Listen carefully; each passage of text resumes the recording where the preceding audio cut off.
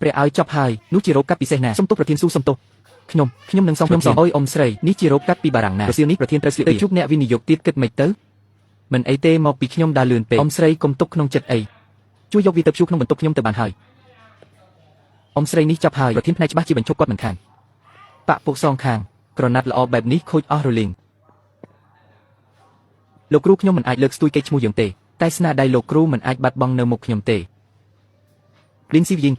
បន្ទប់ប្រជុំជាន់ទី3មិនទាន់ជុកទេមនុស្សរត់ទៅណាហើយ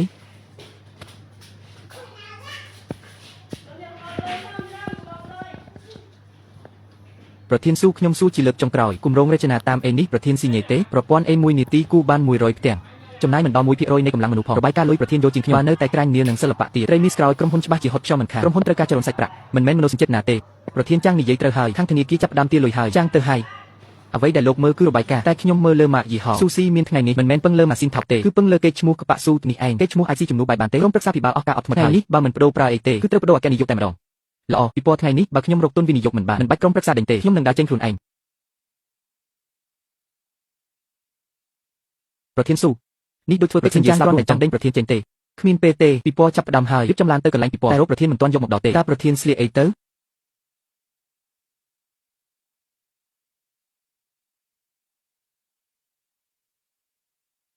ប្រធានស៊ូយើងនៅទៅទៀតទេទៅចេញដំណើរភ្លាមទៅបងលីនចូលមកបិទទ្វារផងបងចៅមានរឿងអីឬមួយជាន់ទី3ខ្ញុំជួបមិនស្អាតខ្ញុំទៅជួបសាថ្មីឥឡូវនេះកុំនិយាយទៀតម្សិលមិញរសៀលបងអញទៅណាខ្ញុំចូលបន្ទប់ដាក់អីវ៉ាន់មួយផ្លែតកាមេរ៉ាថតចុះអស់ហើយ40នាទីពេញតើអ្នកណាជួបបន្ទប់ប្រជុំជាន់ទី3ក្រុមហ៊ុនចេញបញ្ជាដាច់ខាតផ្នែកយើងត្រូវតែបញ្ឈប់បុគ្គលិកម្នាក់បងឲ្យខ្ញុំគិតម៉េចបងចៅខ្ញុំយល់ហើយបងយល់ស្អីលើទម្លាក់ឈ្មោះតែម្នាក់ទេបើមិនមែនបងក៏ជាសៀវឈិនដែរចុះសៀវឈិនបងចៅកុំបញ្ឈប់អ៊ំស្រីអីបញ្ឈប់ខ្ញុំទៅខ្ញុំនៅក្មេងខ្ញុំអាចរកការងារផ្សេងបានរកស្អីកូនស្រីអញទៅតែ3ឆ្នាំទេអញចិញ្ចឹមកូនម្នាក់ឯងបើគ្មានការងារនេះម៉ែកូនឯងមិនហត់ខ្យល់ទៅហើយទេតែអ៊ំស្រីលីនក៏លំបាកដែរបំណុលផ្ទះកូនប្រុសគាត់សង្កត់ស្ទើរដកដង្ហើមមិនរួចលុយរៀនគូចៅស្រីគាត់ទៀតគឺអ៊ំស្រីខំបិទវាសន្សំម្ដងបន្តិចសល់បានប៉ុណ្ណឹងណាបងចៅជួយគិតរកវិធីផ្សេងមើលបងស្រីលីនបើខ្ញុំមានវិធីផ្សេងតើខ្ញុំនៅតែបង្ខំបងទៀតអីបងចៅកុំនិយាយអីទៀតខ្ញុំរហ័សរហួនតើទៅណាក៏មិនដាច់ពូស្លាប់ដែរសៀវឈិនកូននៅតូចនាងត្រូវការងារនេះជាងខ្ញុំទៅទៀតបងលីនខ្ញុំអត់សមត្ថភាពទេយកលុយនេះទប់ទល់សិនទៅទុកទៅគ្រូសានាងមានក្មេងមានចាស់លំបាកជាងខ្ញុំទៀតអ៊ំស្រីលីនទៅធ្វើការវិញទៅកុំធ្វើឲ្យបងចៅពិបាកចិត្តអី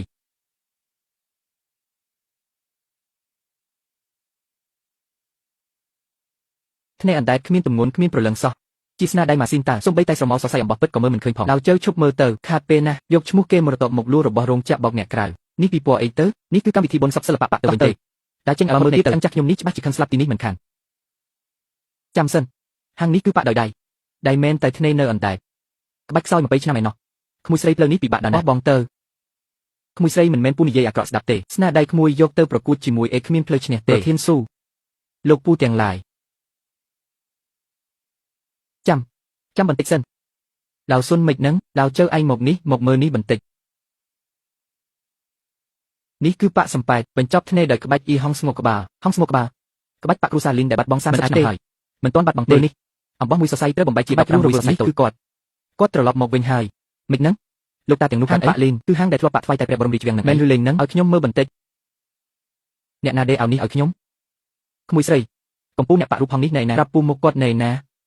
លោកពូអត្តសញ្ញាណលោកគ្រូមិនទាន់អាចបញ្ចេញបានទេមួយស្រីស្ដាប់ពូណាក្បាច់ហុងស្មុកក្បាលនេះគឺជាព្រលឹងនៃសិល្បៈប៉ាក់យ៉ាងណាតាមរកគាត់30ឆ្នាំហើយណារកឃើញហើយទីបំផុតរកឃើញហើយ20លាន